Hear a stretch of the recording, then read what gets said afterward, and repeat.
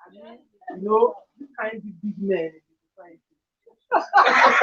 You're actually not wrong. I mean, What you say as a cover?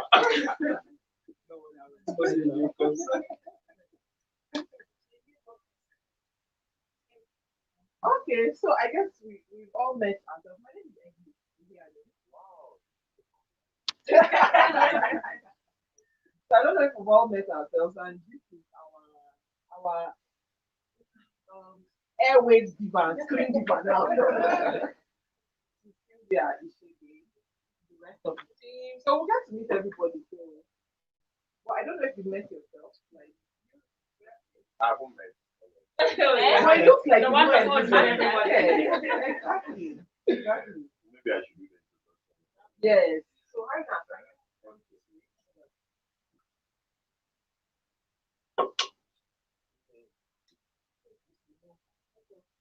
you are as well because you are a focal and central point here, right now. So this is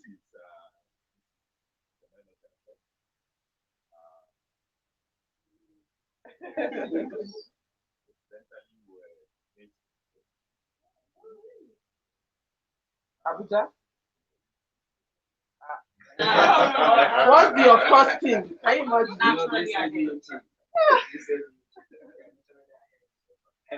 Are you among of them? we'll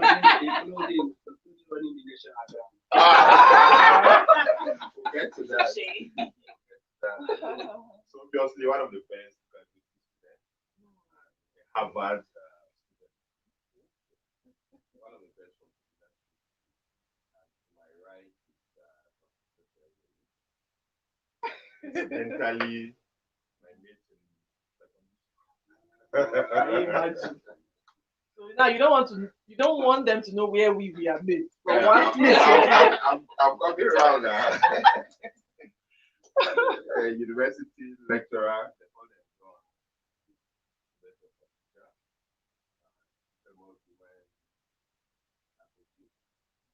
Feminist. Then our own boss were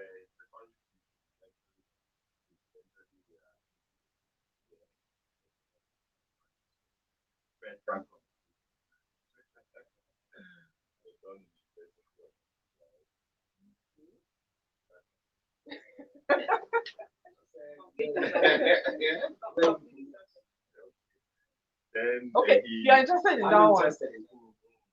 And in the early days of Abuja, we made Abuja oil. So we are landlords, including We're landlords in one place like that. in Caro. Growing up days. Yes. When there was not one boss, And that road was one slim road like that. Exactly.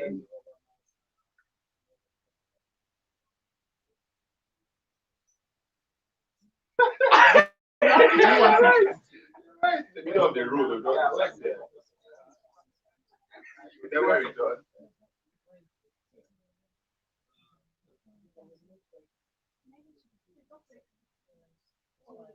No, it's fine. It's fine. Sorry, just looking at that. Okay, so welcome to our studios. This is Radio Nigeria's online channel. First fully online radio. And it's called Clicknaija. Some of us, this is our first time here, but some persons are already landlords here.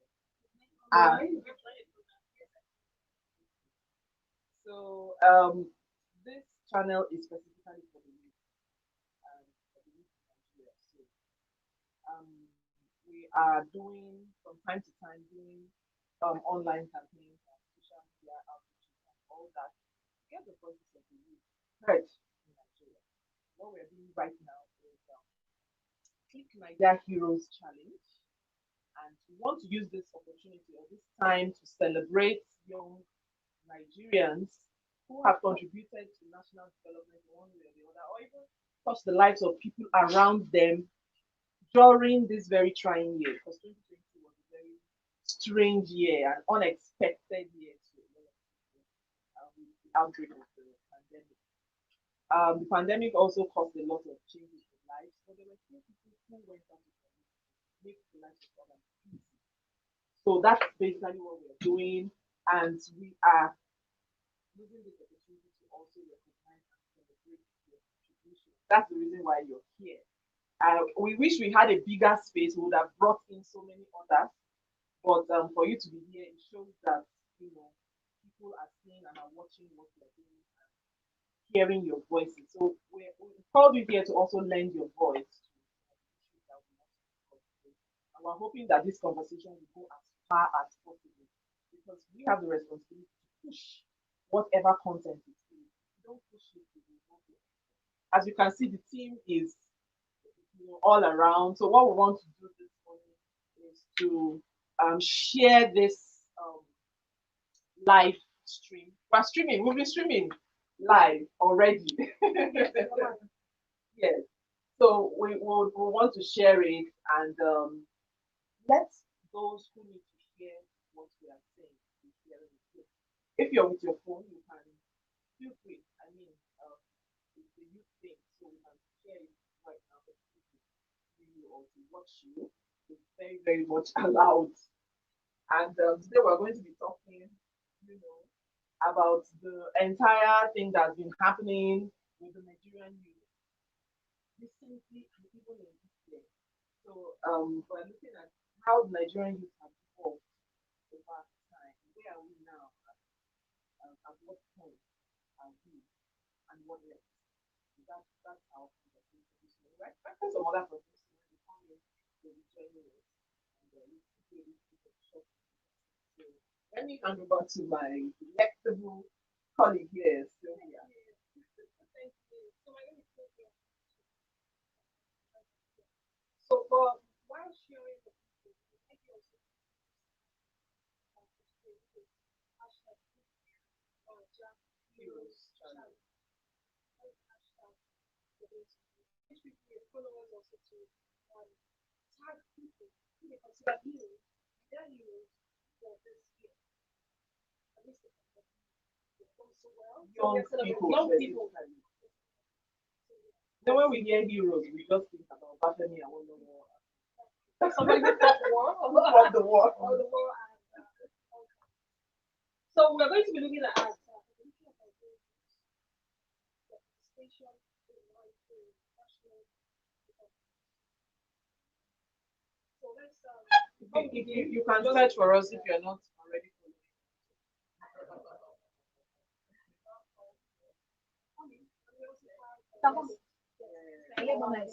Hi. I'm so sorry. Welcome. Nice to have you. Okay, You you're can have looking it at then. I'm Yeah. Yes. Oh, no problem. Nice to have you. Welcome. We did a bit of local introduction. But now that you come, we'll do the international one. Meanwhile, I'm a local champion. Yes, local champion. International. Okay, so welcome, Mr. Independent. So he is a lawyer. So in case we run into any kind of problem, the lawyer is Look for trouble. And call Mr. Lemona. Okay, so the Nigerian youth, the evolution of Nigerian youth, the participation in national development, the topic today as we begin the forum. So the Nigerian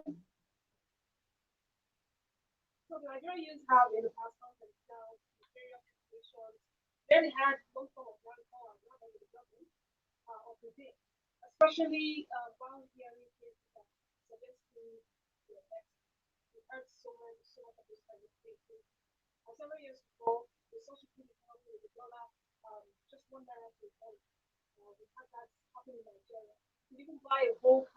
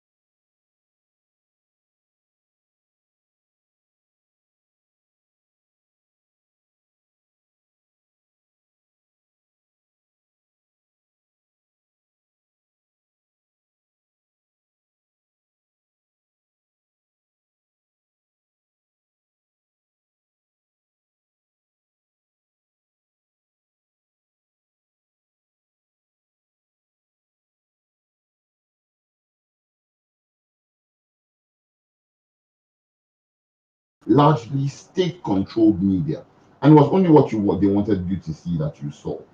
That's what we had, and so the images of those events were not As they beamed came on live. across the world the way this was. Here now, in this case, with the benefit of social media, everybody is a journalist, and so a picture that you took had the opportunity or has the immediate opportunity of being beamed around the world. That opportunity didn't exist in 1993, but we had that then. Even before that, we had, for instance, like you said, the Ali Must Go protests in the 70s, in the late 70s, that were huge. No, not 70s, sorry, 83, 84, if I'm not mistaken. That were huge, that were huge, and that pretty much went around all Nigerian universities at the time. So we've always had these sorts of. Now, have they happened frequently enough? My answer is no. One. Two, have we taken advantage enough of the doors that have opened? Again, my answer is no. But this isn't a turning point in itself. It's the opportunity to walk through the door of a turning point. What we've done here, what people have done here, is forced a conversation that also forces in our homes, in our offices, on our street corners, the conversation about how much more should the Nigerian youth participate in the process of governance and the process of politics, of decision making, of policy implementation, of policy formulation. That is the conversation that we must now have. But what this does is force that conversation. Does not think, or I don't know, let me not speak for you, but what do you think? Do you have a contrary opinion? No, not exactly. At least he has expanded by saying that it's the influence of the social media that makes us see this, and then we now think that it is bigger than what happened with the June 12 election and the other such protests that we had in the past, because there was no social media. So based on that argument, I think I'm not going to push this any further. Was the June 12 election in any other state, or as many states as this particular this? Yes. No, because the June 12 election, I know that it was very big in Lagos. Like you rightly said. But if you're comparing, can you really compare that June 12 I would, protest? and I'll tell you why. Tell you where there were immediate differences. One at the time, Lagos was the seat of power. It was the Federal Capital Territory, even though that there had been processes to try to move to Abuja. Was it the seat of power at that time? It was still fundamentally, yes, we were in the middle of a transition to Abuja, but it hadn't moved. It was still moving. We're still moving. It was still our political headquarters. I think the fundamental difference was that Nigeria was under military rule.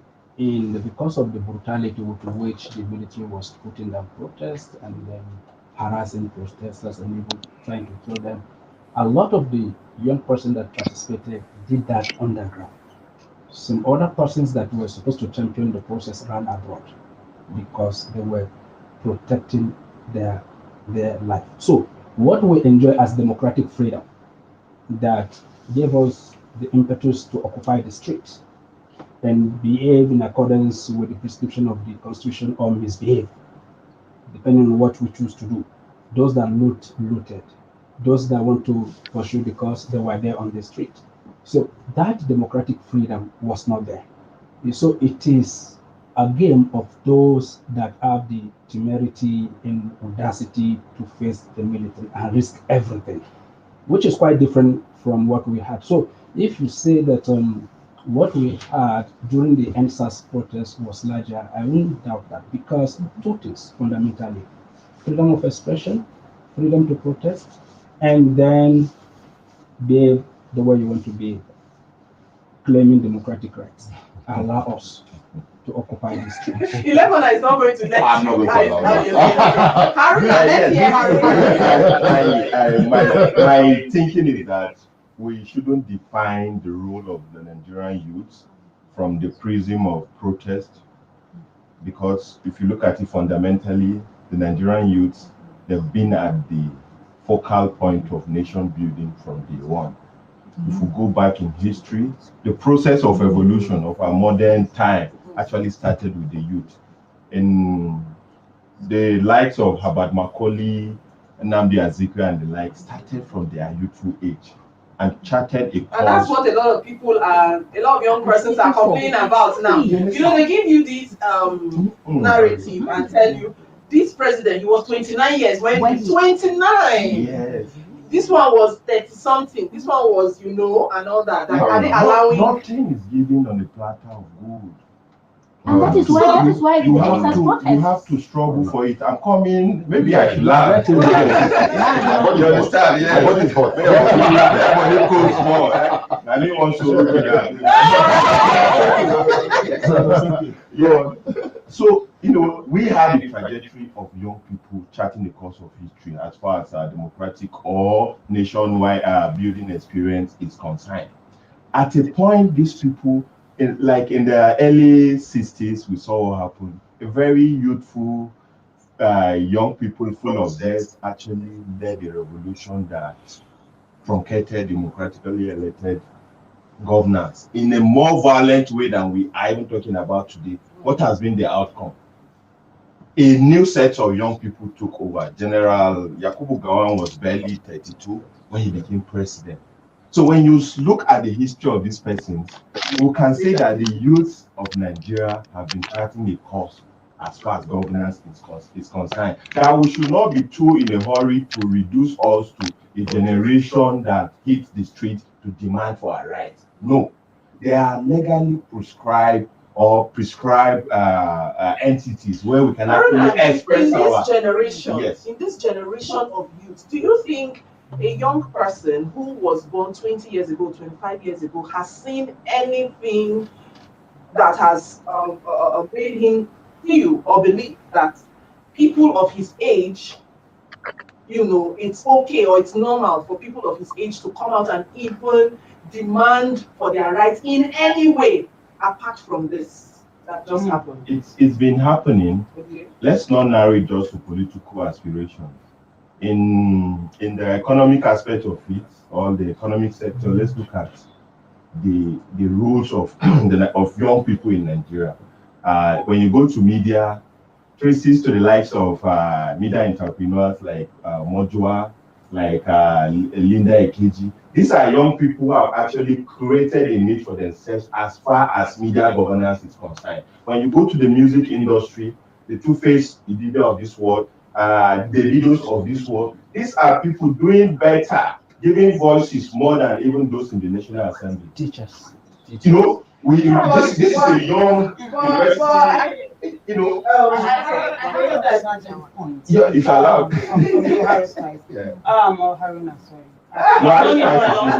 it's a young. Oh, great. Oh, great. So I'm free to use In fact, it's Harris Price. I don't like the way when you try to expand too much, when you sit on the balcony too much, you forget the very nitty-gritty things that got us to where we are today. If you talk about just the media, which God bless the media, we are doing amazing work, right? And if you talk about just entertainment, you're limiting the Nigerian youth. How often have we actually spoken about Nigerian youth in governance? I'm glad that the topic of conversation today is going there. But how often?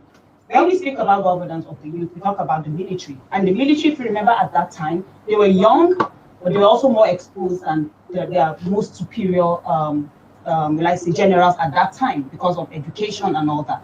Nigerian youth today are getting a lot more educated than our parents did. But many times, the 60s generation, the 50s and the 40s, they do not think the Nigerian youth are capable of leading themselves. How much more leading Nigeria?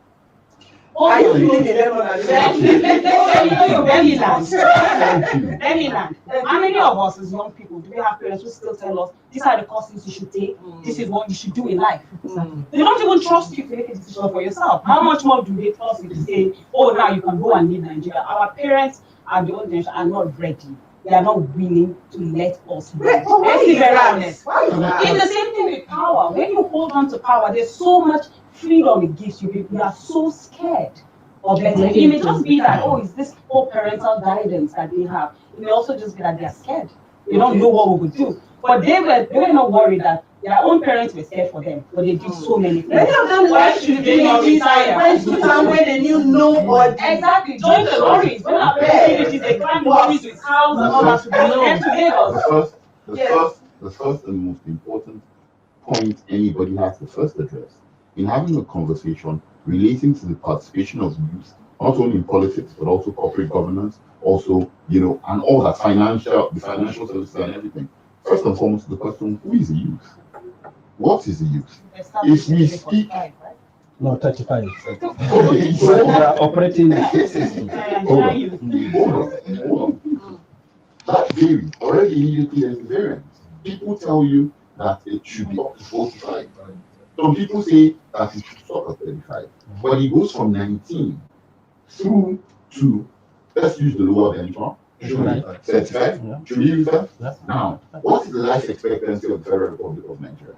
59? No. 6? 54. Male and for 54. For men. Average Okay. is 54, right?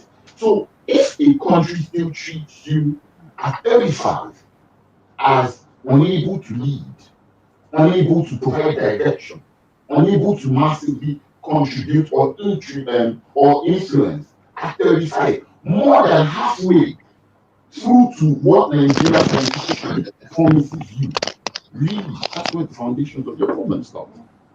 When we have 40-year-old people, where I would say this, I'm a member of a political party, where at my age, I just turned 40 a few days ago, people are telling me to come for We're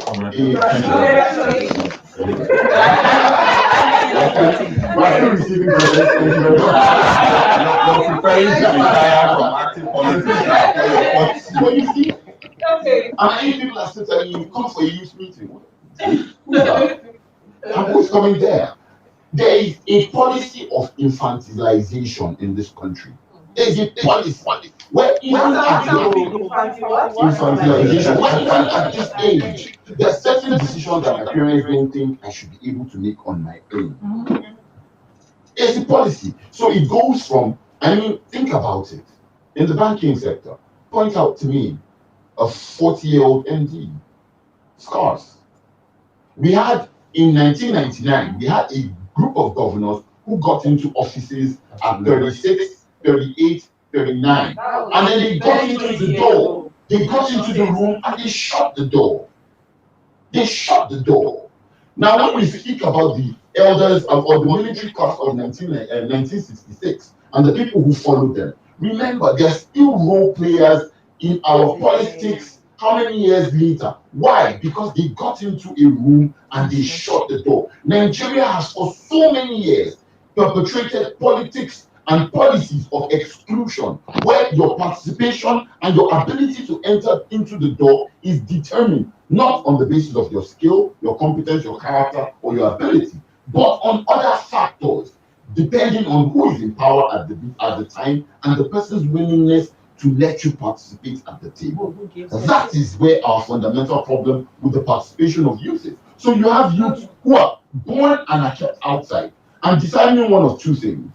Am I going to be interested in this never-ending struggle to participate, or should I just bone it and live my life and leave it?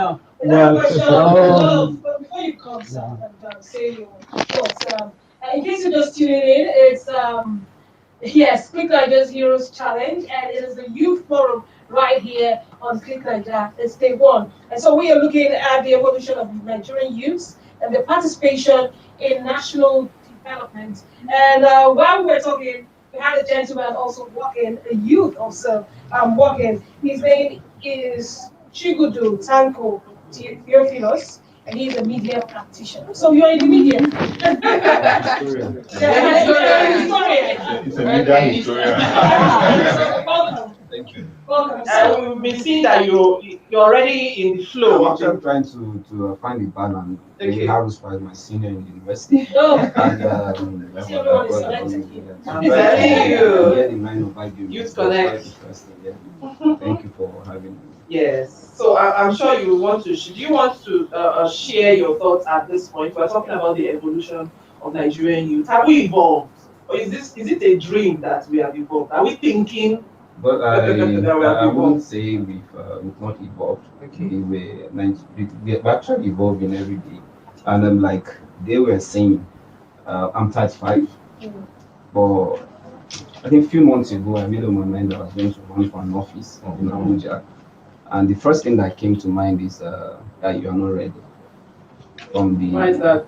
the so-called established politicians, Okay. the 40s and above, because they feel that you're still a young person who is not ready to govern. I mean, I'm trying to aspire for an ordinary local government chairman. Sorry to use the word ordinary. And then we have youths that have ruled the country, that are still ruling countries that are that are between 39 and 40. Okay, so you're welcome, Yeah, good morning. Well done. Let me introduce you to our guests. These are youth from Abuja and across Nigeria as well. Youth are Um, youth are from Nigeria. You are a youth. You don't have Former to youth. she's our Yeah, she's our deputy director of programs. Her name is Philomena Wednesday. As you can see, yes. So, but in spite of that, she's in fact, she's like a mentor to all of us. So Wow. I'll just allow her say one or two things to us before she leaves. Well, I just want to simply appreciate you people. That's all. Thank you so much. Before I came in, I was saying I'm not a youth. My colleague just said, but you are youth at heart. That's why you tell you are not a youth, they don't believe you. That's true. So, well done, guys. Thank Thank you. you. Well Thank you. done. Thank you. How are you now? That's Haruna. Okay. Woo! You are everywhere. You are everywhere. I know. Very fine, man. Well done. Well done, people. Thank Thank you you very so much. much. Love. Welcome. All right. Keep Very on much. keeping on. Yes, all right. So continue with that like are we done with the conversation? Yeah, but We can move on. Okay, let's move on to that. I want to say that there is one thing that has limited our horizon as youths. We continue to blame others. But fundamentally, the problem is with the youth. Almost 60% of voters in Nigeria are youths. That tells us a lot. Now, what blaming does, it blocks all the agency you can muster to act. So you continue to see black where people are seeing white. The youth of those days we're talking about are youth that had a mission. And there were little distraction.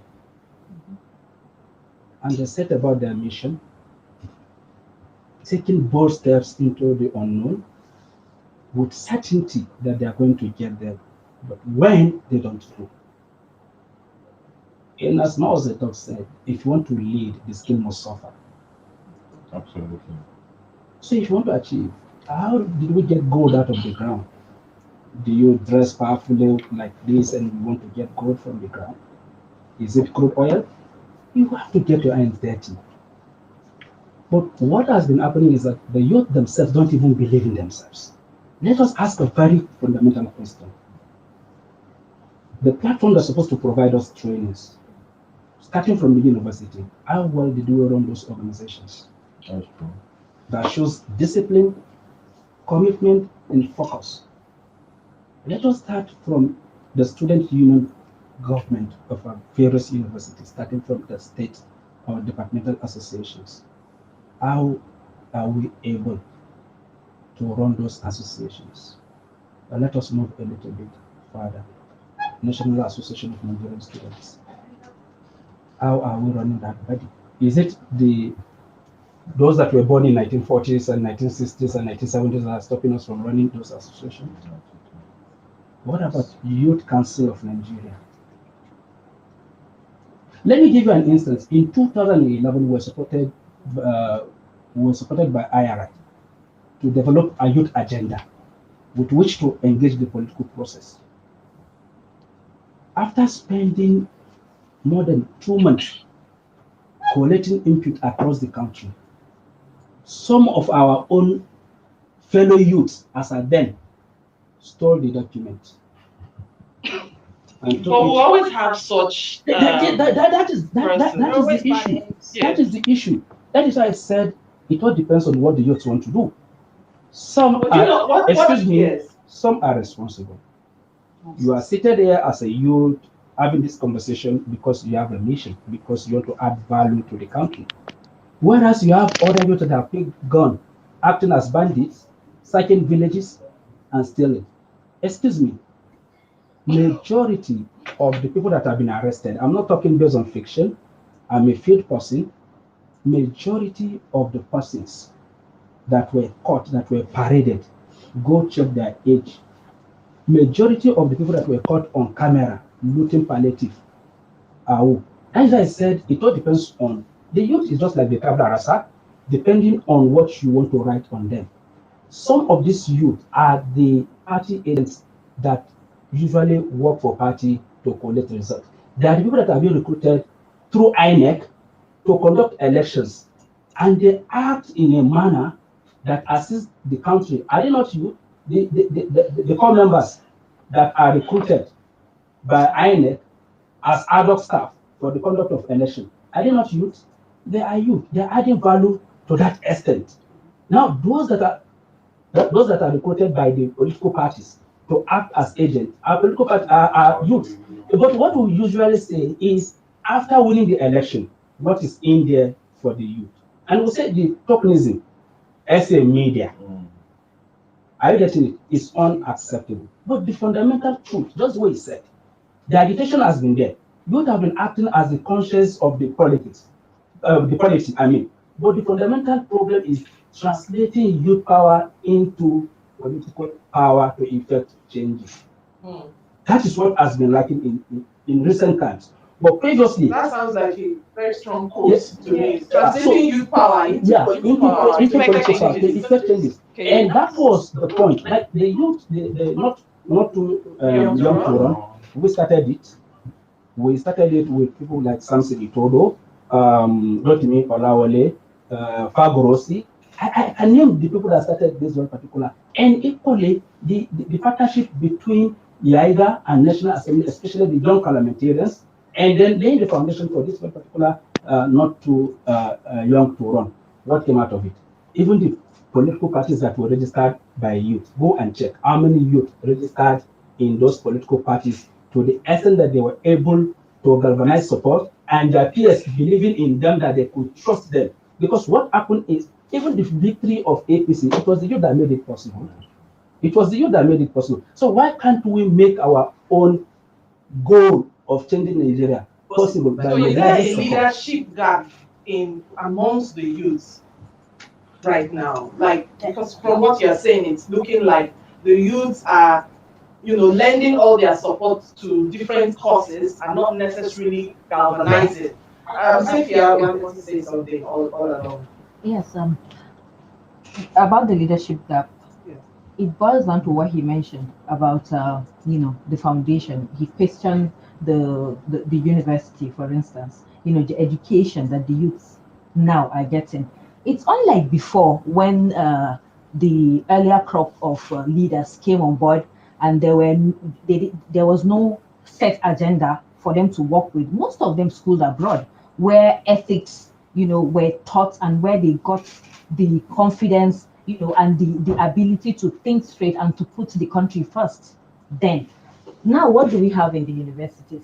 A parent will follow his child to school and even meet the lecturer and even try to bribe on behalf of the child for the child to pass. So what are you impacting on that child? And then those that are supposed to stand up today and fight and speak up, they are the children of politicians who are already comfortable because most people, their rich parents have looted and looted, that they know that they don't have any reason to come out and join hands with those people that are agitating on the streets to ensure that the right thing is done. So you see, when the right thing is not put in here, when you don't mentor correctly, you don't expect a good output.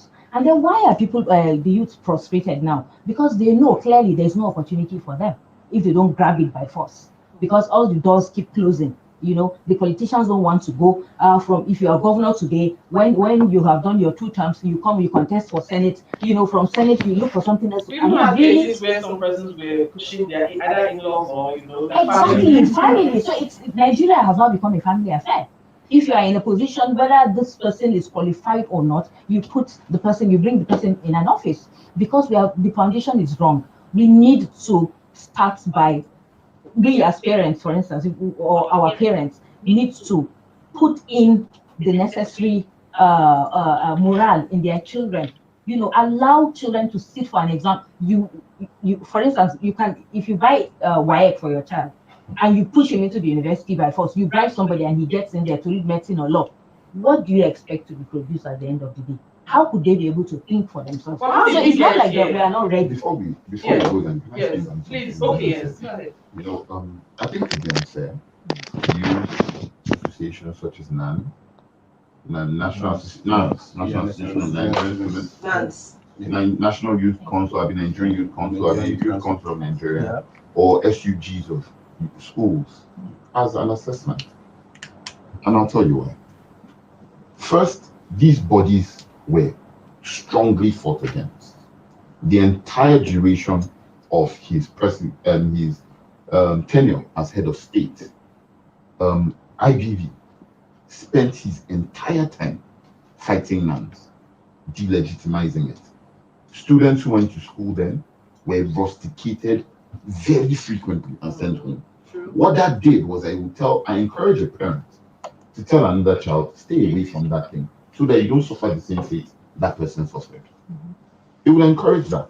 Because if you stood up, and students were agitating for better conditions of education. There was actually more student unionism and agitation in the 90s than now. I don't even hear anything about student I'll explain to you the second phase. Thank you very much. I will explain to you the second phase. Having done that, where they fought it, they prescribed it at certain points, Abacha fought it to the ground. Having done that, we entered a democratic phase that simply monetized it. Very simply. So the youth cannot resist the money. And I would hold on, I'm coming. Monetized it and bastardized it, such that for people, and this was where in 1999 a very huge mistake was made politically, such that for people who felt, I cannot get involved in these dirty fights, I'll just stay away from it.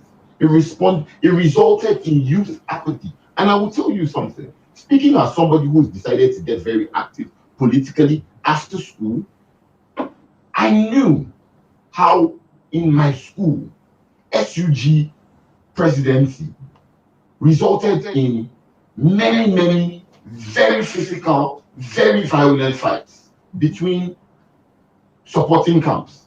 To the point where our parents would come to school and say, you see this thing, you must not do it. Not because we don't see the values, but because certain things have been put there. Our political class across the country, in every school where there's a university, go there, you will find out that the governor is very interested in who becomes SUG president. Simply because he wants to use that union for political purposes. This country, he asked a question that the youth cannot resist because it's inconvenient. No, it's not convenient. It's not convenient. Maybe people like us should come into this. There's something we're not talking about. When I started earlier, we said this rush to equate youth participation in national governance for just political offices, it's the problem. Yeah. You don't have to be in government to chart a course. Leadership begins from somewhere, Yes. from the home, in the community. In the school. We're taught socialization. What is your responsibility as a young person on your street? While we're in secondary school, we were tutored or mentored into belonging to certain clubs and society. That was the process of molding you into leaders. We got to the university, the same thing continued. I was a student union leader in the university. I knew what happened. It was difficult to actually do the right thing. You were in the university with me. In fact, let me give you a very funny scenario. I made a budget of about 200,000 to equip the library with books. The student community that made up the parliament resisted that and approved a budget of 600,000 for a party. And you want us to give them power? At that time, I was almost impeached for not sleeping in a hotel as a student union leader. But we've seen a different cause Excuse me, by youth by the recent protest and the organization of it. And people have actually commended them and written articles about how successful the protest And how organized. Now, can we ask of the outcome of this protest? What have we achieved? You know, we should not see our government as oppressive elements.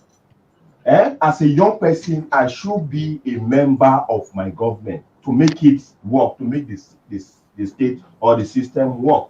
For instance, when the NSAS agitation started, people like us joined because that was that time that we needed to put a halt to the brutality of a few in the Nigerian police force.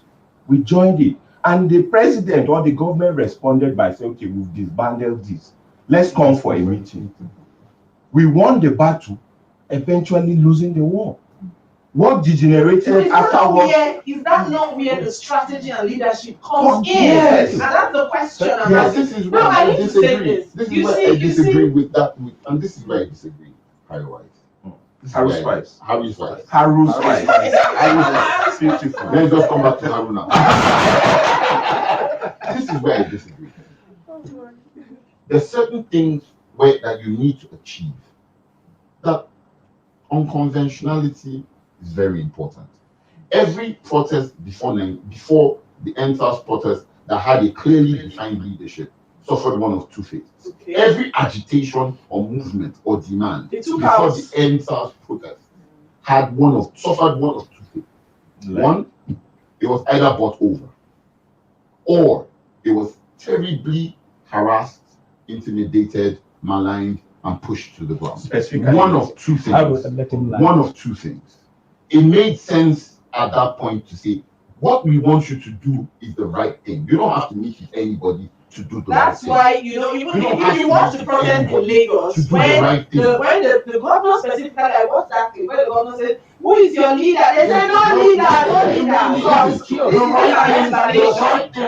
right thing can be done. That is decentralization. No, You cannot no, call it chaos. no, You cannot call it chaos. It's No, it's not That means you are saying that every chaos. young person It's not chaos. it's not enough. It's not chaos. Excuse me. And I'll say, I was actually Yes, making let's hear the it. point where reform the Nigerian police, for instance, you don't have to sit down with a group of people that you call leaders to be able to see that you're reforming the police. Reform the police, the people on the streets will see it.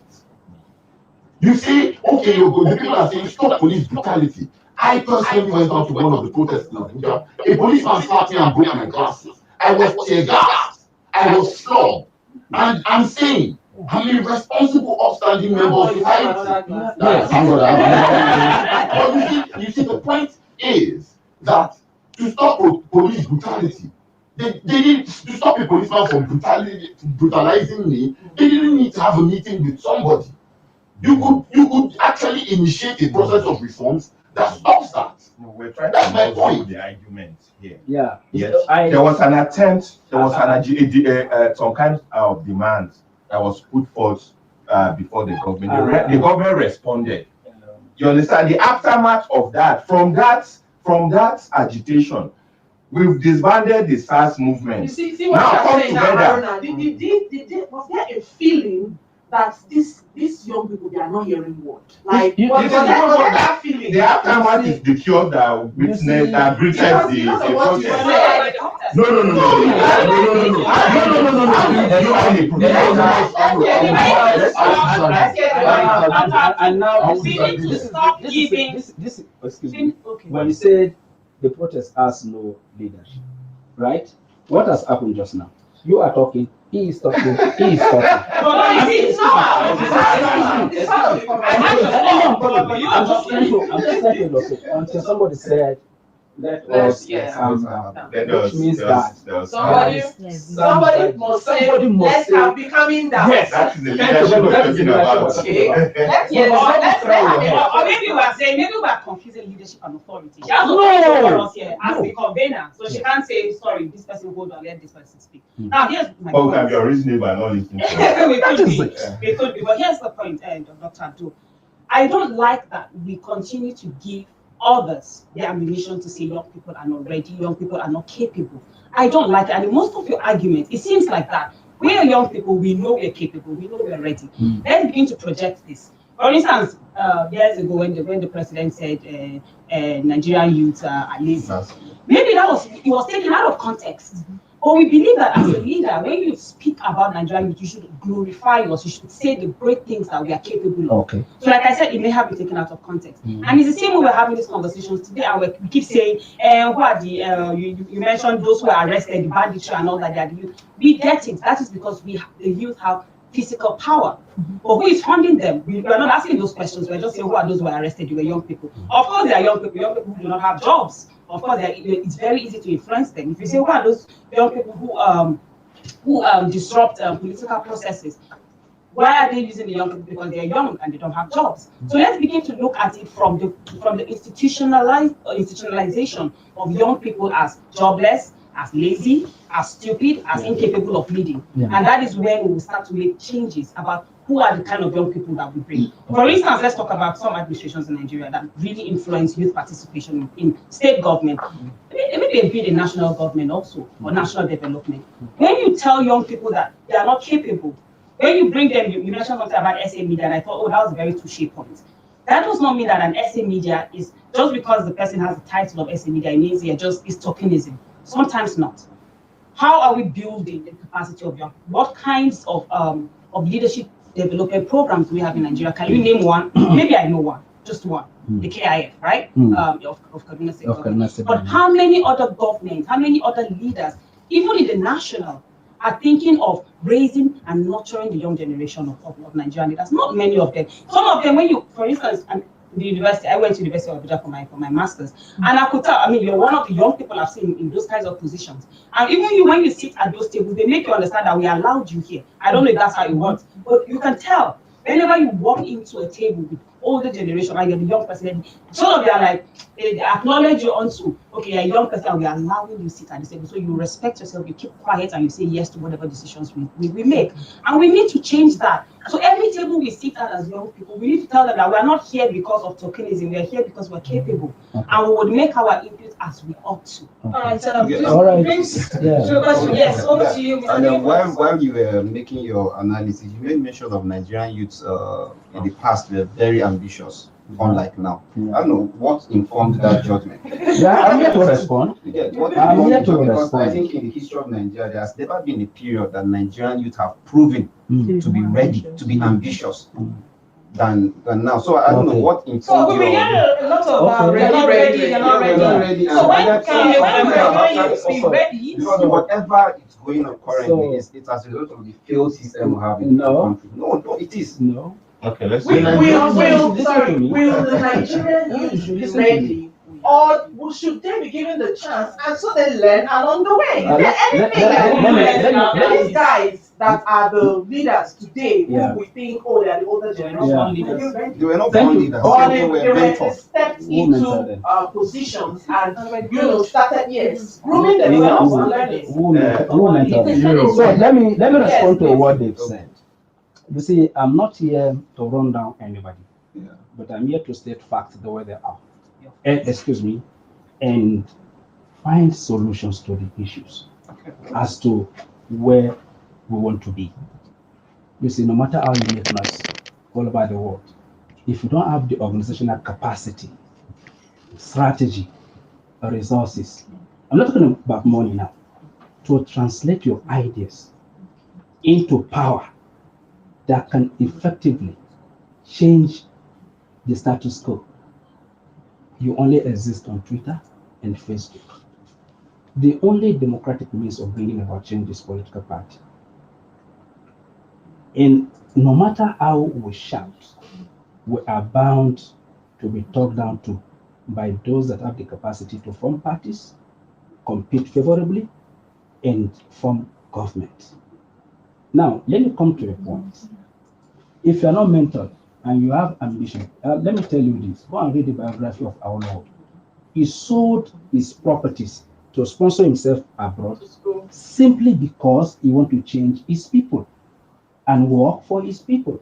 So he sold his properties, he went abroad, he studied. The most important thing he needed then was a law degree. because he's going to fight the colonialists.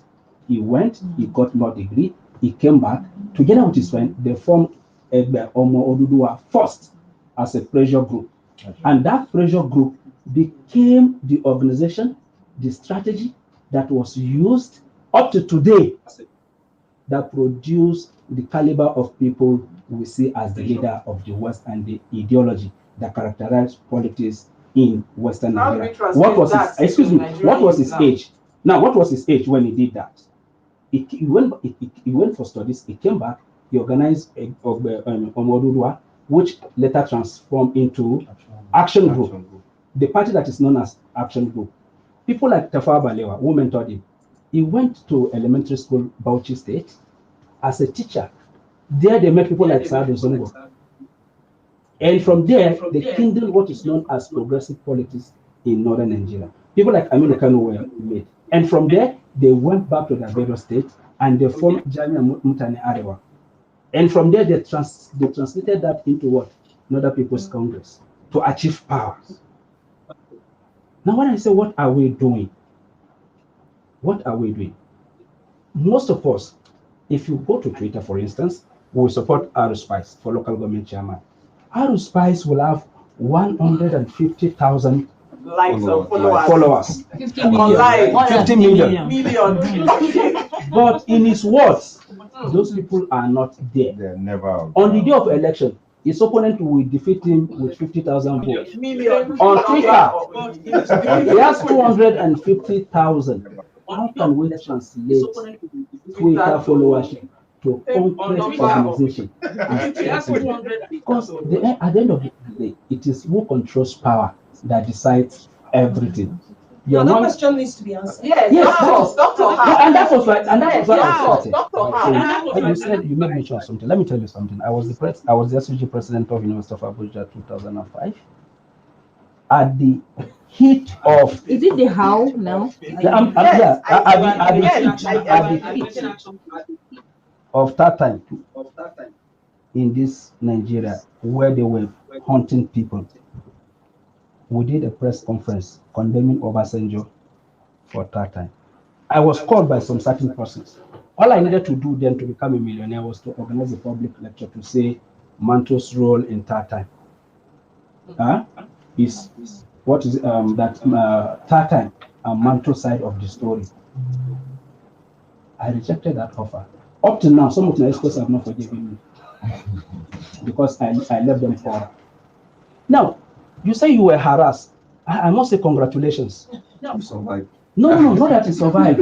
That is how to become a leader. Nobody gives you anything on the Not the first time, Sha. This is what Haruna said. In getting to power, right? There are sacrifices to be made. When Sadauna was challenging the feudal system that he is a part of, what happened? He was framed and jailed to Kaduna. He was there, he was in prison. Tell me that leader that has not changed to Nigeria that has not gone to prison. In our own generation, we want to remain on Twitter, we don't want to go to prison, we don't want police to harass us, and we said we want change. I mean, there are one leaders that haven't gone to prison and they're doing well. How many of them? Yeah, countries. How many of them? I mean, Nigeria. You have to go to prison. Yeah. Like, that's a badge of honor to say,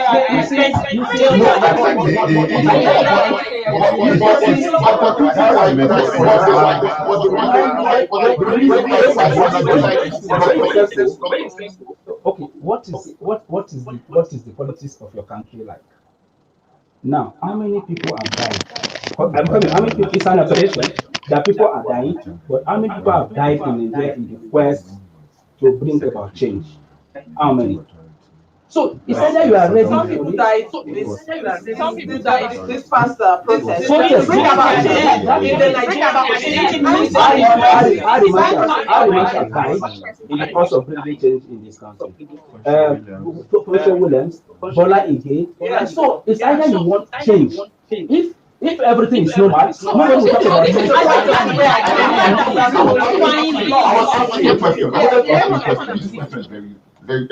My body.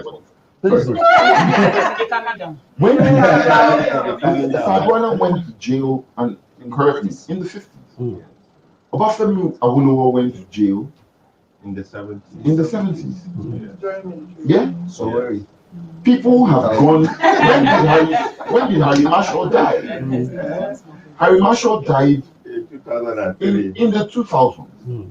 My point being that we must first realize that if the example that we are looking to is to use them as a role model so that we also have to suffer the same thing at our time, Progress. then we've not made progress. If somebody had to go to jail in the 50s, he went to jail so that I wouldn't have to. Yeah. And so if I have to, Yeah, the Israelis were perpetuated a failure for 60 years. So what do we do? You have a point. So what do we do? Now let's look at those who have not gone to prison Yes. and they've occupied leadership position in Nigeria. Young people. Mm. Let's start with Dino Melaye. From nowhere, we got somebody in as a member of the House of Representatives, as became a senator. What do you mean from nowhere? Was it not? With no federal tie, with no Godfather backup. Yeah. He actually extricated himself from that fold, that cloud of those the landlords of Nigeria. But he ought to have become, I promise her, he ought to have become a model, a voice for our aspirations. What happened? Dimeji Bankole was a young person, perhaps the youngest to become the Speaker of the Federal House of Representatives. Sadly, Buhari was a young person. The governors, he became governor at 31. You know, Donald Duke, the man in Kogi, the man in Cross River,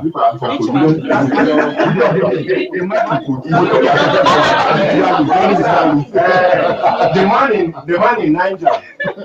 You know, so when you look around, we are actually in government. We are in governance. No, sir. For what has that? I don't agree. So if you look at it broadly, right, you can only count names. You're counting 1, 3, 5, No, we're talking of governance at the state, at the central level. I have to put you guys on hold now because we need to stand up. You're welcome, sir. Meet the general manager, capital FM, and Clicknaija as well. So nice to have you. He's also a youth. He is now. We are ready to see.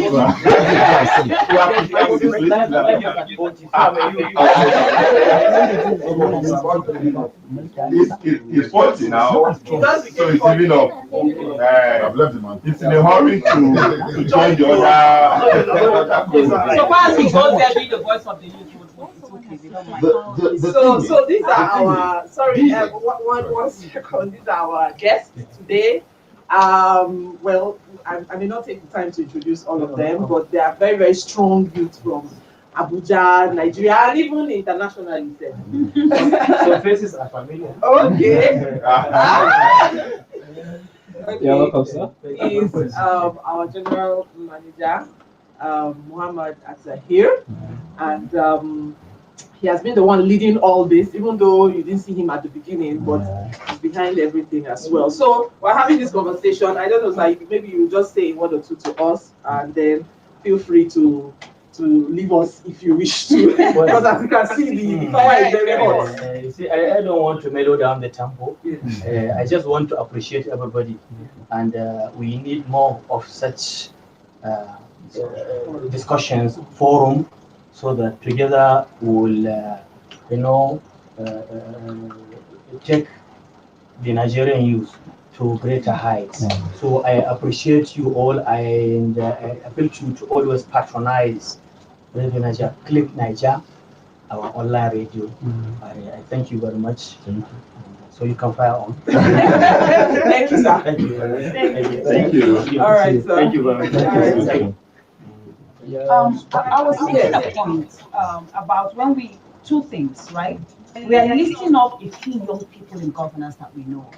what about the many others who are trying to get in and count? So I don't like when we limit it to, but we have this person, but we have this person, but we have that person. Great, Like, good for them. how How open open is it? How did they get there? That's one. The second part is when we continue doing these kinds of things, right?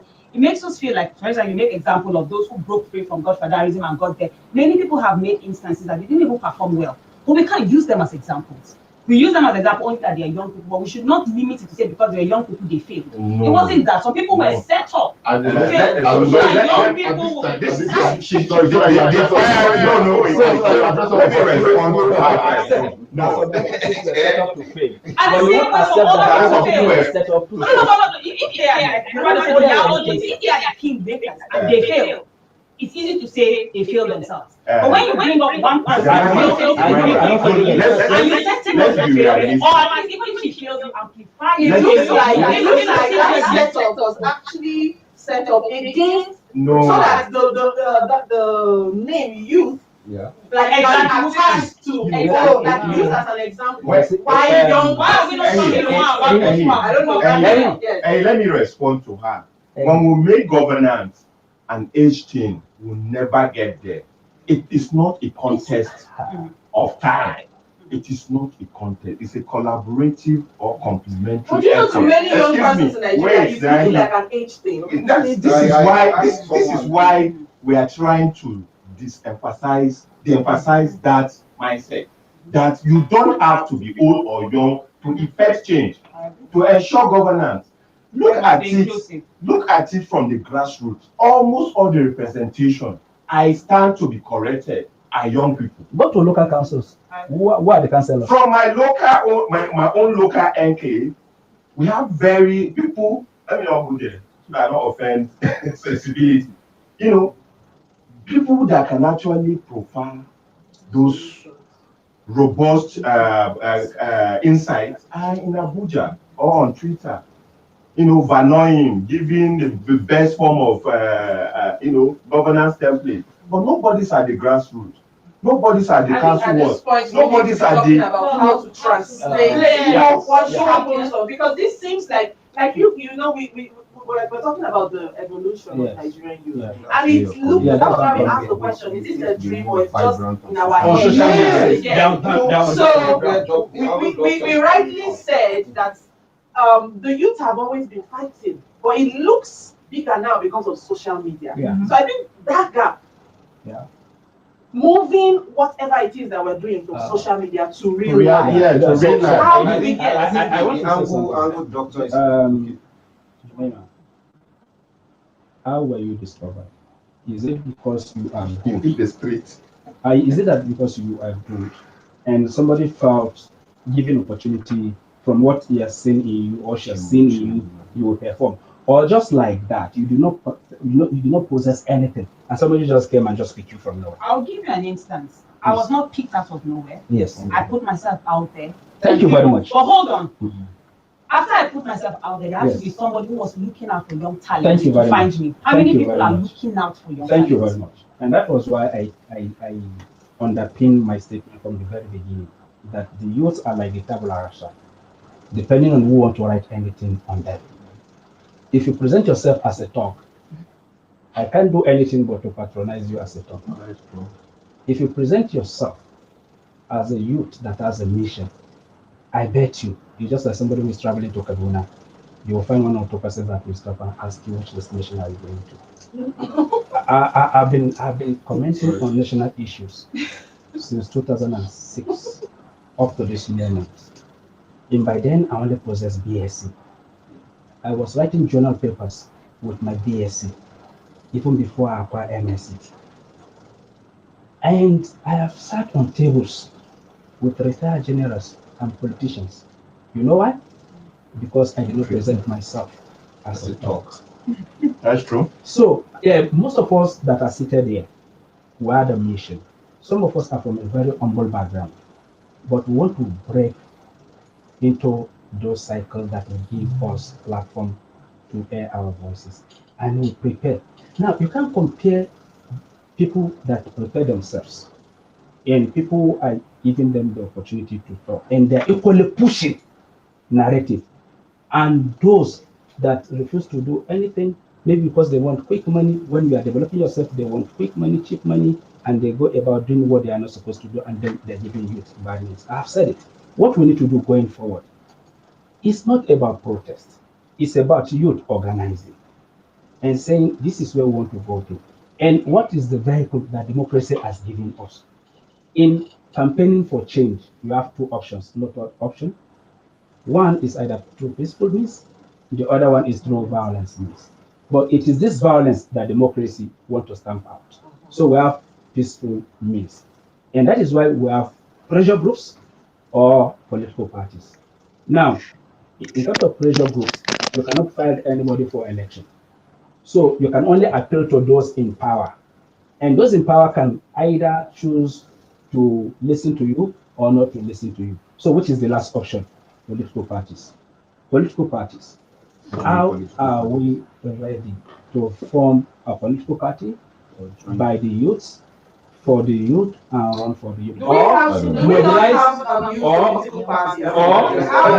or mobilize ourselves. Like you said, and I would agree with that. Youth is not a political ideology. It's not a political ideology. And we must realize that today's youth will be tomorrow's old. So we should be very careful. It's one of the reasons why I'm not supporting youth-based political party. Yeah. Because today's youth will be tomorrow's old. Yeah. If you do a youth-based political party that comes into power So on they all account become of age, old. what you accuse people of, exclusion, you now become a perpetrator of that you accuse people of. And I'd really like for us to expand the conversation in response to what you just said, Doctor. You started it, Haruna, when you said let's not restrict ourselves to political governance, to governance alone, right? We have a lot of people in this country that are not really interested in politics, and it's not just in this country; it's across the world. People who really just want to wake up, run a business, employ people, pay salary, pay their taxes, or who just want to live on a street and have access to good water, good education for their children down the road, safety, security, and so on and so on and so forth. Who are not necessarily interested in the whole process of governance. But even there, it's hard. Even there, it's speaking as a person who has opened businesses in this country, right? Even there, it's difficult. There are people who malign you simply because they're young. Who does he think he is? And so on and so forth. How dare you? You have oppressive policies that are implemented by government that make it impossible for you to run your business properly. You have people who are what do they call it? Who use access to that they have to power to come and make your life miserable. You're overtaxed, you're overworked. In fact, once you're a businessman in this country, you're a local government chairman because you provide your own water, you provide your own security, you provide your own everything. You create jobs, and then the people who simply just come and position to make money off of your sweat. So whatever conversation we have, right? We also have to have a conversation about those people as well. Yeah, because then that boil down to the Should I fact ask a that question?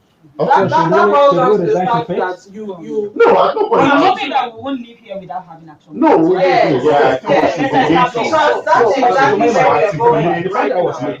The point I was making before I was stopped. I said we have two vehicles. Either youth party or the youth mobilize itself around issues in the existing political parties. Just the way they made it possible to enact change by sending PDP away and bringing APC on board. And we're now saying that most of the things we want to see as not catalyzed under APC. Can we adopt another candidate that we feel is competent, whether a youth or not, and lend that candidate our support and ensure that youth issues are bring on Youth board? joining a political party or youth coming up with To form their own thing. political party. Which do you think? You see, it all depends on It's both ways. It all depends on what we want. When Malema realizes that he cannot go with the ANC, he formed a youth-based political party And youth are running the political party, and every election. What should be the ideology or the driving point now for a young person? Because we're beginning to move towards where let's start to see what next steps. The issue there is, as we are seated here, we are not all agreed Yes, on definitely. the party we would love to belong. But the only unifying thing is that there are those issues that need to be tackled. And in tackling those issues, because as it is now, let me be frank with you, a lot of us have our leanings. There are some of us that no matter what happened in APC, will not leave APC. There are some of us that no matter what happened in PDP, will not leave PDP. There are those of us that are for ABGA. No matter what happened in ABGA, we are not going to leave ABGA. But the most important thing is, what are you doing to expand your space wherever you find yourself? But if you want to, is there no issue of getting the attention of those people who are in authority and all that? Which will still bring me back to the issue of the NSAS protest just before we begin to take our action points and before we leave this place. Yes. I know you want to run, Yes. but let me just throw this question to you. Yes. Do you think that this has been the biggest opportunity where the young persons got the attention of leadership into the issues that concern them? No, this is not the first. No, I mean the biggest. The I biggest. didn't say first. They got their attention because when I mean attention, there have been situations, and that was why many of them refused to leave the streets because of the feeling that you told us this thing before, so it looked like we've gotten your attention, but you actually were just paying lip service. So they said, no, we're not leaving until. So you saw more actions now. For me, so what was begin? No, I'm saying. For me, yes. the first that I know in recent times was the subsidy protest, which got attention of government, and there were numerous probe, despite there was direct and deliberate attempt to kill the probe. But the probe went on, and it unraveled a lot of scams that went into the oil subsidy. I think now let's find out as young persons, is this a style that is good for us as Nigerian youth? Is this a progressive style? I think we'll go around the room so that we'll, yes. Yes, let's hear you, Dr. Tanko, before you see, yes, I wants to run. No. You know, he talks about different places. Downstairs with Madam Georgina, and it was 11:30. I thought it's a 1 hour program here, so she just sent me a text message. Oh, okay. You see, anywhere in the world, protest is a legitimate thing to show your grievances. And once government has said, okay, I've heard you, right? The next thing is to track the changes government want to, because if you stay too long on the street, especially in third world countries, where people are looking for opportunities, then you provide platform to those that do not share. Because what happened is, to be honest with you, the organizers of the protest tried for close to 2 weeks. They were able to maintain that semblance of order. But what happened was not within their control. They are operating on a public sphere where every individual have access to. So when this protest as big as the George Floyd protest? No, I'm not sure. I'll tell you where my disagreement starts from. Okay. Right? Everybody going into the second week of the protest, right? Government was beginning to say that protesters have to leave the streets because of fear that the protests will be hijacked. So there was a reasonable expectation that there was the possibility of violent outcomes. This is where the first failure that I'm going to highlight on this particular angle starts from. If you knew that there was the possibility, what did you do to stop it? Did the government try to provide any sort of security to forestall any sort of violence? The answer to that question is no, it didn't. This thing that we have in Nigeria where, don't do something because of the fear that it might be hijacked, is not on. It's simply not on the one hand. On the other hand, I will stress, for as long as I have breath in my lungs, at any forum where I am where this thing is being discussed, that the NSAS protests were not hijacked. They were attacked. They were attacked first by thugs, sponsored by people with the highest levels of access to the highest levels of power in this country. I know because I was one of the people attacked. Then they were attacked by security agencies, repeatedly in Abuja, repeatedly in Lagos, repeatedly around the country. At no point, the violence, the widespread violence that we saw, starting from the 21st of October, came after government had seriously attacked the protesters, and then finally the military had been unleashed on people. So we must not conflate the violence that happened after with the NSAS protesters themselves. They are two fundamentally different things. And finally, on that score where you say, should this be a way forward? The Federal Republic of Nigeria has historically only ever given attention to people who disrupt a system. Either, but historically has only ever seriously addressed critical issues in this country on the basis of disruption. I will use the NSAS protest as an example. When the protesters first gathered in Lagos, there was no attention that was given to them until the day that they went and blocked the Lekki toll gate. It disrupted a flow of revenue. Immediately that day that they blocked the Lekki toll gate, the Lagos state governor responded. We were here in the protest. We were gathering at the beggar. Issue of getting the attention. We were at beggar. Disruption is my point. We were at beggar. We were at beggar. We were at beggar. We were at beggar until people stood up and said, block the way, let nobody able to pass. Let nobody be able to pass. Government did not pay attention. It would be one of two things. Either government becomes more responsive to the constitutional and legitimate yearnings and aspirations of its people, or we will have this situation where as many people as possible will continue trying to disrupt as many systems as possible so they can get government attention. Let me hear Harold Spice, and then we'll begin to take our words on the way forward. And I'm sure we are putting our thoughts part together. of what we should try to stop is to begin to cultivate this confrontational approach to governance. Because at the end of the day, we are not better off. Let's take Lagos, for instance. So many lives were lost, properties destroyed.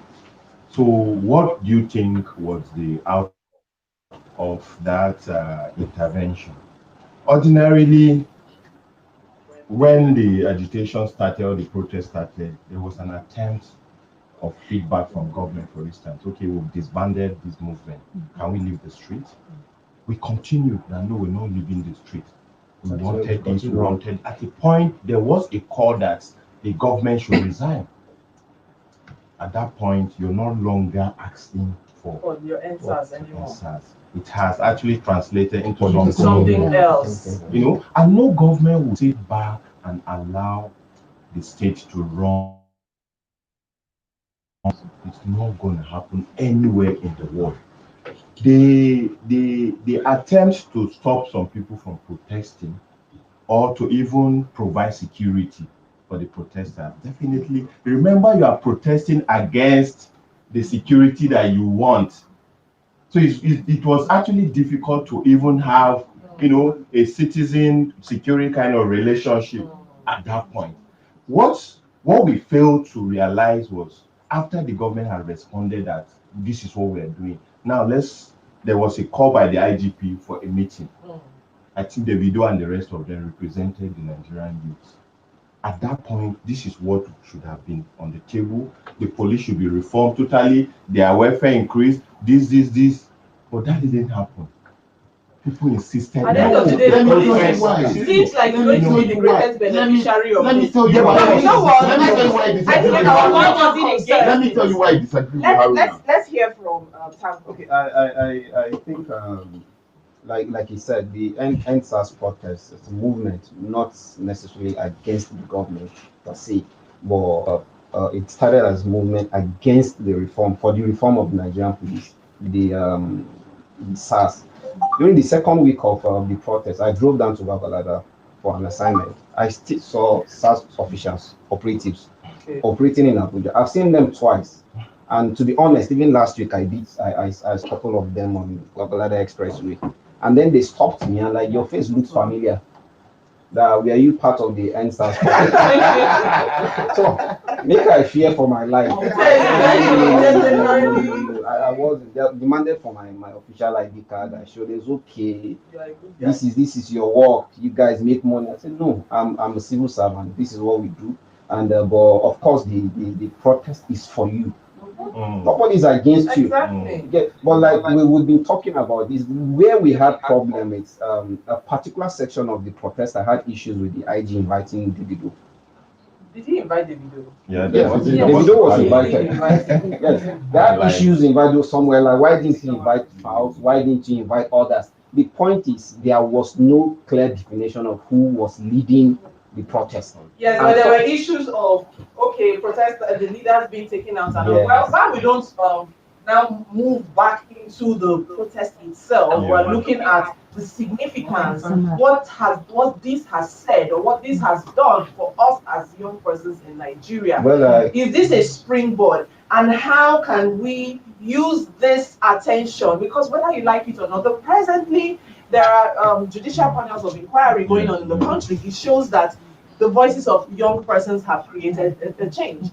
The president and all the authorities have assented to reform of the Nigeria police. It shows that things are being done. So what do we do now with this level? Let me tell you, I want to believe that the next time Nigerian youth come out to say, oh, we want this, it may look as though we're not being heard literally, but I want to believe that the attention has been gotten already. There'll be a bit of paying closer attention to what they're saying. What do we do with this moving forward? But I think we only hope that these things are actually taken care of. 2015 was a statement released by the government concerning SARS. 2017, I think I like Nigeria. But it didn't go this far. No, it didn't. It did. There was a committee that was set up in 2017 to submit extensive reforms, recommendations. It just starts a judicial panel of inquiry where people get to report their cases. They actually went further than that. They submitted a report. Those of us who believe that this is a step forward. They submitted a report. They submitted a report to President Buhari on the 3rd of June 2018. This is what I'm going to with this. Now, that recommendation for that report that they submitted to President Buhari actually named specific police officers and recommended their dismissal from the police and their prosecution. So this thing that this judicial commission panels of inquiry are doing now, some people already did some of it. There's a difference. Is that not a difference? Because for that one, did you have cases of people coming to report and testify? Yes, they were isolated with petition. Yes, not a public kind of hearing. Now, do you know that in Benin, about like 10 SARS officers were actually in prison, but were released during the protest. Oh, okay. No, they were not released during the protest. That was a jailbreak. No, it's semantics. No, it's not semantics. It's semantics. No, that people were trying to. Let me land. There was a jailbreak. After we're trying to establish the fact that the gains of this protest. Much as we were able to get the government to hear us, we also lost a lot.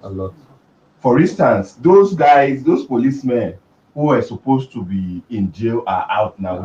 We can't even find them. Then he's made mention of still having the presence of SARS around. You continue to have the presence of uncultured policemen or security personnel in Nigeria unless we change our orientation or our values. If you like, create SWAT, same thing. No, I don't agree. No, you have No, I don't agree. I don't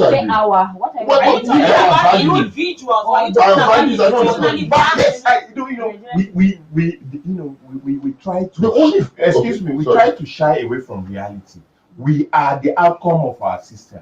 whatever is happening, it's what we are putting in. I don't agree. The Nigerian police were complaining of are not Ghanaians.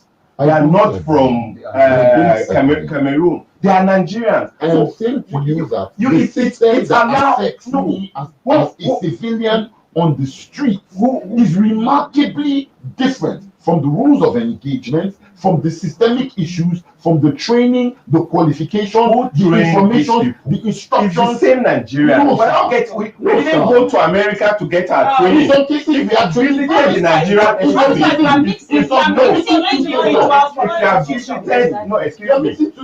human being makes up the institution. The institution does not exist in vacuum. Okay. This is an institution. The Clicknaija is an institution being manned by people like by these wonderful persons. So the outcome of this Clicknaija is the effort of these people. So if they are not doing the right thing, we won't be here. You cannot. Let's say. Here's what I'm hearing. You're saying that because the police constitutes members or citizens of Nigeria, that is why they're like that. It means they're just a representation of who we as a country. But here's the difference. No, you're putting words into my mouth. That's I said what I'm value hearing. system. No, you shouldn't hear what I didn't say. Value system of the police. The discussion is on police. So whose value what system? Is our value? Who makes up the Nigerian police force? Nigerians. No, sir. And I will tell you this. I will tell you this. I will tell you this. I will tell you this. See, where you are as a Nigerian and where you are as a Nigerian police officer are two fundamentally different things. The moment you put on the uniform, you put on the badge, you're issued a weapon, you are doing it, you are expected to act in a manner completely different from me that is an ordinary civilian on the street. Yes. Your rules of engagement, your rules of the use of your skills, talents, and what you are being taught are very different. Fundamentally very different. All right. So at this point, whether you're a Nigerian police, a Nigerian politician, or an ordinary Nigerian citizen, I think we all have a responsibility, especially as young persons. Mm-hmm. And I'm so happy because from everything we've said, it's obvious that new things are happening, and it's a season where Nigerian youth need to take opportunity to step into the right shoes. We've all raised different things. In fact, one of the major things we raised that concerned me the most is our participation online and our participation physically in real life. So I think that will be our dropping point or our moving point today as we wrap up on the show. And we're going to just go around the room. How do we translate the amount of noise that we make online into physical reality that can change policies and things for us as youth in Nigeria? Sefia? Yes. First of all, we need to be more physically committed, not just with our mobile phones, on Twitter and Facebook and all that.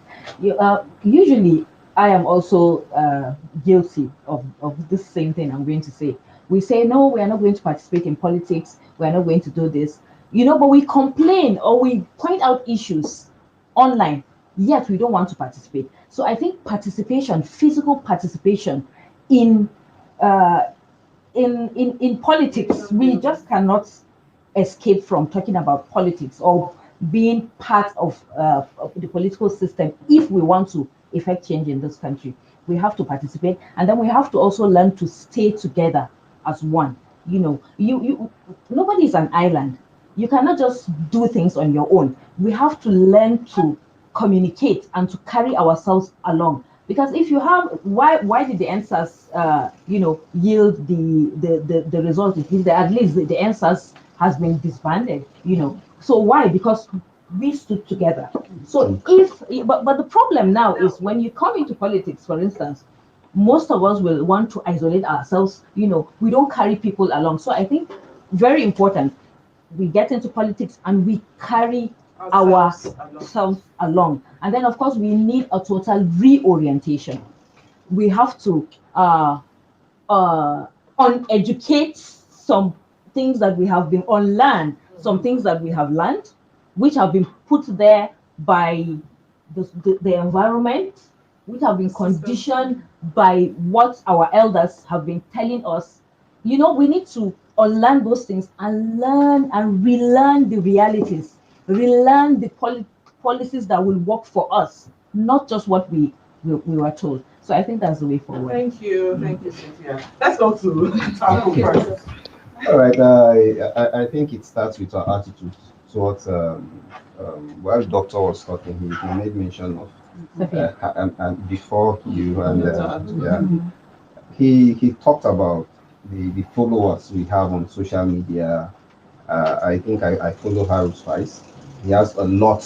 I think he has clocked that Overload level. over million followers. But if he's aspiring or contesting for, let's say, House of Reps today, he won't get that follower. Yeah, I happen to work in an organization that deals with politicians almost on a daily basis and the conduct of elections and what have you. You hardly see youth.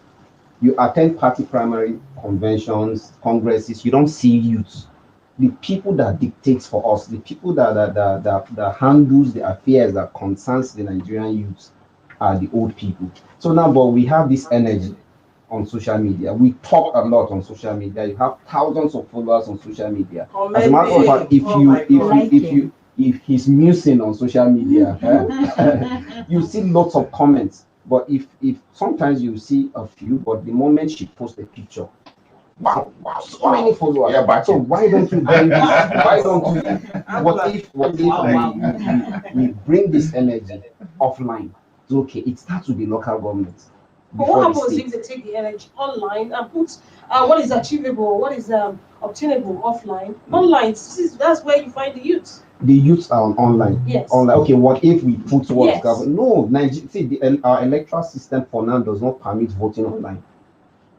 And even the mobilization so aspect. even the mobilization aspect, so it has to be done offline, that you come and relate to the people.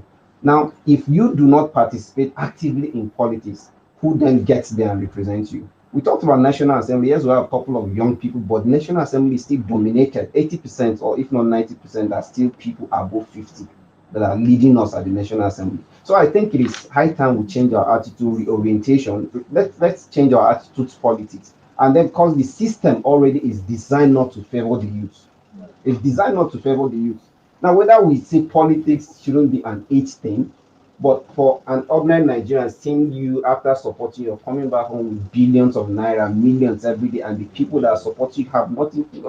When I decided I was going to run for office, I openly, I think I was discussing with my younger brother, followed me down to this. I said, I might just give up on the road. Like I don't want to. I've been involved in activities, empowering people around myself personally, on not like I had political ambition, but today you sit with people that cannot even bring anything to the table, and then they tell you, okay, you're still a young person, go back and remain a civil servant or do your business. But how do we thrive in business when the political setting does not favor us? Policies. So now, if there's this, like I said, our attitude towards politics, our attitude towards governance, and then we hope that the NSAS demand also, on the other hand, are met. Because if these things are not done, we fear what happened in 2015, 17, 18. It becomes a repetition. So that is why most protesters decided not to leave the street until the right thing is done. All right. I think that first of all that we need to understand that the apathy that exists in our generation towards politics is not didn't happen naturally. It was cultivated. When we say people don't go out to vote, people don't necessarily go out because sometimes they go out and people get killed. They don't come back. People don't go out because sometimes you go out and you get attacked. But people don't go out because you go out and then you find out that your vote doesn't count. It is those things that have led to an apathy. So, rather than not just in addition to the reorientation, we also have to put pressure for institutional changes to be made that ensure that these pitfalls in our electoral processes are removed. If I know that I will go out and nobody is going to attack me, I'll go out and vote every election. I mean, I already vote every election anyways because my coconut head generation and everything. But there's people who simply will not go because they've seen certain things happen and there were no consequences, no repercussions. We've had an electoral system where until recently nobody ever gets charged for electoral malpractice or electoral fraud. No consequences, no repercussions. And so your mother has been telling you since you were 18 that don't go out and vote because I don't want you to die. After you've listened to it for 4 or 5 electoral cycles, at 32, They are made. yeah. Not to. So if we fix, this is where I believe that the sort of pressure that we saw that came out of the NSAS protest is very important. We need to demand for electoral reform. Once we get electoral reforms that help us sustainably guarantee credible, violence-free elections, the likelihood that voter turnout will increase is very high. Then once you have voter turnout increase, you will have increased political process participation. In the last elections in 2019, as many as 600 plus people were killed across the country in the last electoral process. That's a really high number.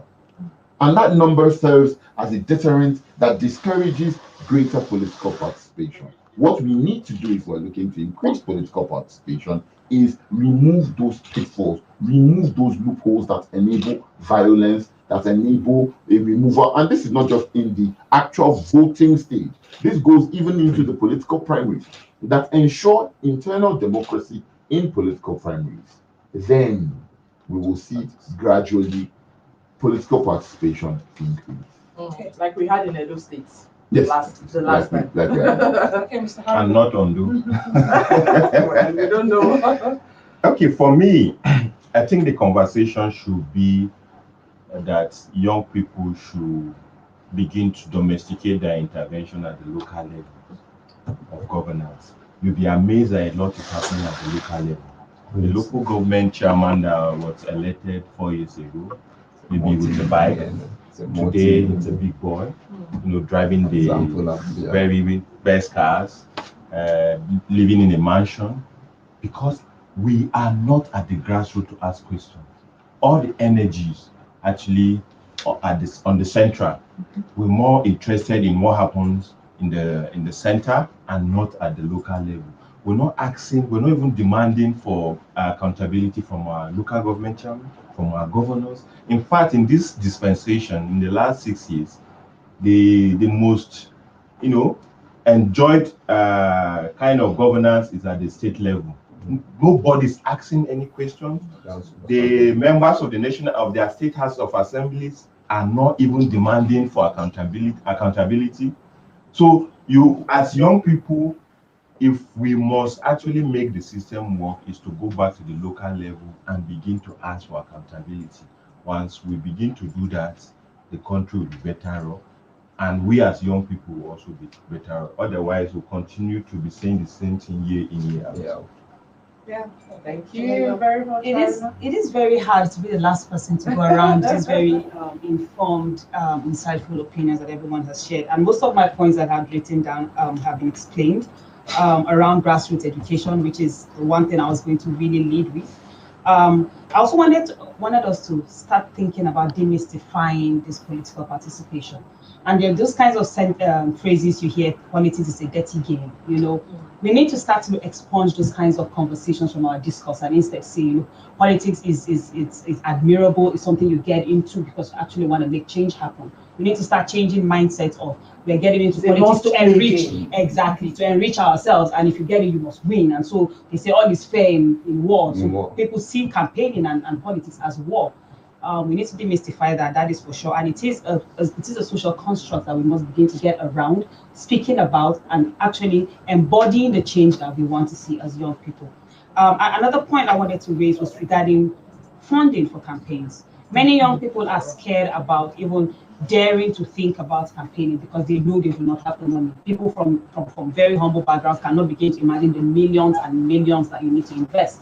And some of these people, when you run the first and you don't win, so how do you give back your money? Because many people believe you have to sell your house. We're talking about their own laws. They even have houses to sell, right? That's why they were selling property to go and start a movement, right? Exactly. Well, look at it. People cannot even farm. much these days because of all kinds of issues, security issues. So we really need to figure out how do we regulate funding? How do we get young people to be able to raise funds for themselves and be accountable to themselves? And how do we really break down the benchmark for how much you need to run for office? Then you start to see more people who are really just passionate about leading, run for office. Of course, let's remember that this is the time before 2023 that we actually need to participate. Join that political party you've been wanting to join. Go and receive that your permanent voters card that you always wanted to do, and then we'll see at the polls. Especially for women. Especially for women. Thank you, doctor. So seriously representing Harvard, reeling them all out for us. Okay, she's Jemima Jackson, Master in Public Administration candidate of the Harvard University. I mean, it's a privilege to be here. Thank you so much. Thank you for your time. And to you, Safia Yero, you're another female or woman here, Deputy Registrar and Head Alumni Relations, University of Abuja. Thank you for choosing to be here. Thank you. And Mr. Ilemona Onoja, the lawyer. Resident troublemaker. Body has been hot. Yes. It's necessary to keep that kind of heat because that's how you make change happen. Like that. Calm down. Sylvia, let me correct that. Assistant registrar, because I know my ogas are watching. Okay, assistant registrar. Yes. And Mr. Chigundu Tango Theophilus, media practitioner. Thank you for coming and doing this with us. Historian. Historian. And finally, Mr. Haruna Abdullahi, the Dean of Music. The Dean of Music School of Thoughts. Thank you for sharing your thoughts with us. My pleasure. Yes, and of course, Dr. Abdul Rahman Hamisu, political scientist and public affairs analyst, and he had to step out to go and continue the talk somewhere else.